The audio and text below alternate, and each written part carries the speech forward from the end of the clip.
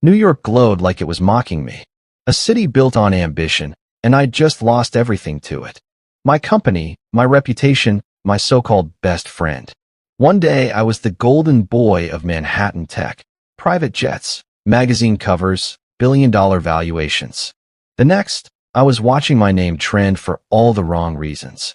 Fraud, embezzlement, lies. The irony? I hadn't done any of it. But someone made sure it looked like I had. Before I go further, subscribe and drop a comment with your city. I want to see how far betrayal travels.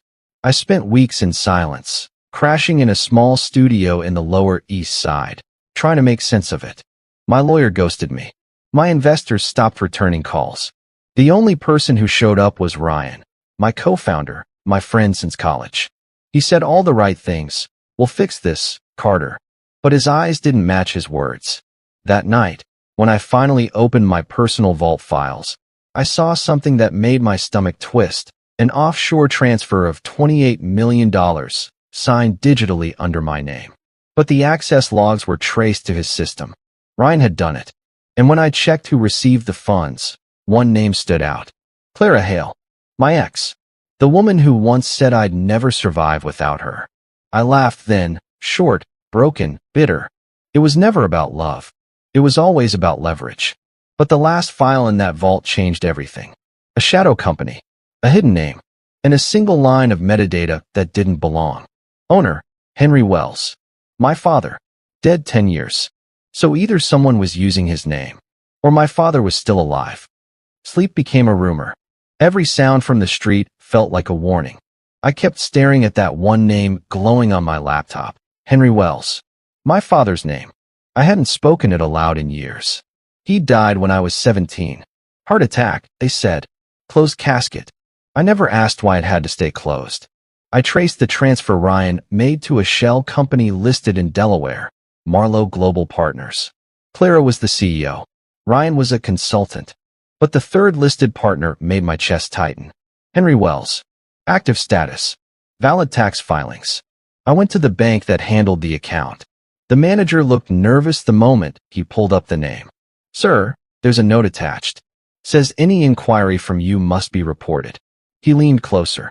Whatever this is, you shouldn't be asking. That night, I took a cab to the old building where my father's office used to be. It had been sold years ago, converted into luxury condos. But the doorman remembered me. He slipped me a yellow envelope. Guy came by 2 nights ago. Said you'd show up. Inside the envelope was a key card and a single line of handwriting. The answers are where you left them. I used the card to access the basement. The air was thick with dust and memory. I found my father's old storage locker and forced it open. Inside, under old boxes, a small steel briefcase waited. Inside it, a hard drive, wrapped in a faded handkerchief. When I plugged it into my laptop, the screen filled with encrypted files under one folder name. Eclipse. Then the power flickered. My laptop shut down, and a soft knock echoed at my door upstairs. Someone had followed me. I moved fast, killing the lights, listening. The knock came again, slow, deliberate. I grabbed a knife from the kitchen drawer and stood silent. Then a voice came through the door. Carter, it's me. Open up. Clara. I hadn't seen her in 2 years. Last time, she left me bleeding in ways that didn't show. I opened the door halfway. She looked different, sharper, colder, but her eyes were still the same shade of danger. You found it, she said. No greeting. No small talk. What's Eclipse? I asked. She hesitated. Something your father started. Something he died for. And if you don't walk away now, you'll end up like him. Don't you dare talk about him, I snapped.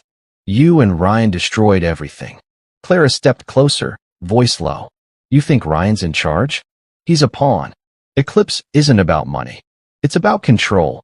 Who owns it? Who survives it? You were never supposed to see this. Before I could answer, she pressed a small card into my hand. Pier 47. Midnight. Come alone. Then she was gone. That night, rain slammed the windows as if the sky was warning me. I sat staring at that card for hours. Finally, I went. The pier was silent, drowned in fog. A man stood waiting by the edge. He turned, and my world stopped. It was my father. Alive. He looked older, beard streaked with gray, eyes hollow but sharp. "You shouldn't have come," he said. "I buried you," I whispered. He nodded. "That's the point." We stood there in the cold, waves crashing beneath. "You were meant to inherit Eclipse," he said quietly. "But it became something else. Clara tried to protect you." "Protect me?" I laughed. "By stealing everything?" He sighed. "By keeping you alive." Eclipse was designed as an intelligence algorithm. It could predict markets, wars, political shifts. Then someone realized it could do more. It could erase people, rewrite records, rebuild wealth under false names. "So you faked your death to escape it." "I faked it," he said, "to hide you from it." Before I could ask more, headlights cut through the fog. A black SUV screeched to a stop. My father shoved a flash drive into my coat. "Run!" Gunfire split the night. He dropped instantly. I froze, the metallic taste of panic in my mouth. When I looked up, Clara was standing at the other end of the pier, her face unreadable. Then she turned and vanished into the mist. I knelt beside my father, blood mixing with rain, whispering, "I'll finish this." But part of me already knew. This wasn't just revenge anymore. It was inheritance. The next day, I hid out in a motel in Queens. The flash drive my father gave me contained 3 files, each encrypted. Mia Chun, my old cybersecurity lead, was the only person I trusted to decode them. When she opened the drive, the first file showed transfers to hundreds of anonymous accounts, all tied to one central system, Triarch Industries. "Defense contractor," she muttered. "They're ghosts with government money." Another file revealed a list of names, CEOs, politicians, even journalists. And at the bottom, Ryan. Then the laptop glitched, and text began typing by itself. "Stop digging." Mia yanked the plug. "We're being watched." Before I could speak, her phone buzzed. "Unknown number." She answered, went pale, then hung up fast. "They know you have it," she said. "You need to disappear." But I'd done disappearing. This time, I wanted answers. That night, I went to Ryan's penthouse. Security was tight, but I knew his habits. Champagne every night at 9. Lights out by 11.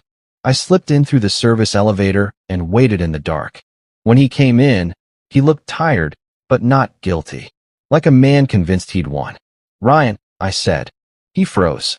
"Carter? Jesus, you're alive?" "Yeah, that's inconvenient, isn't it?"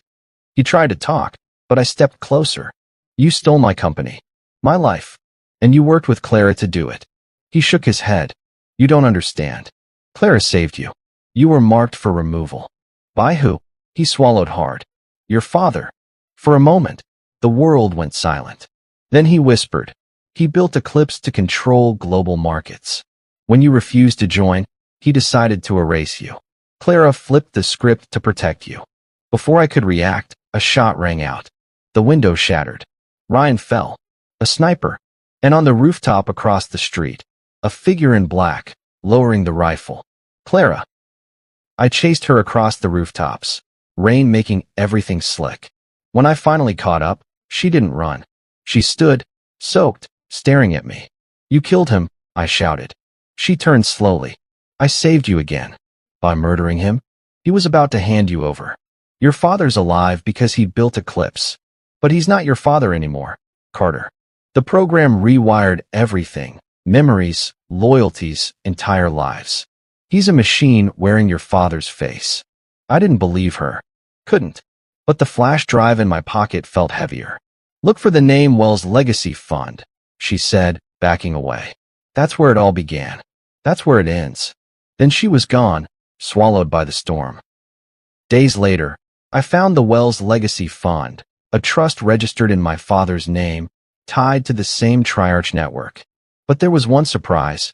I was listed as a co-owner. Someone had reinstated me. I accessed the account. Hundreds of millions had been funneled into startups, charities, shell firms. But one stood out, Haven Dynamics. Its registered address matched the location of an abandoned data center in Brooklyn. I broke in at night. The building still hummed faintly with power.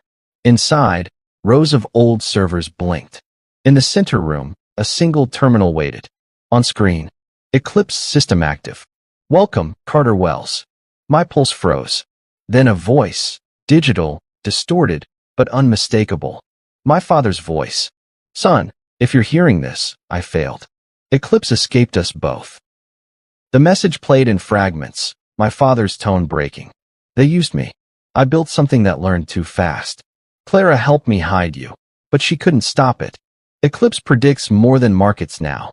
It predicts people. You, me, everyone. Static cracked. Destroy the core. It's the only way to stop it. I looked around. The servers glowed brighter, heat rising. I found the core, massive, pulsing, alive. And beside it, a small control panel asking for biometric confirmation. Fingerprint. Henry Wells. I pressed my hand anyway. The system beeped. Access granted.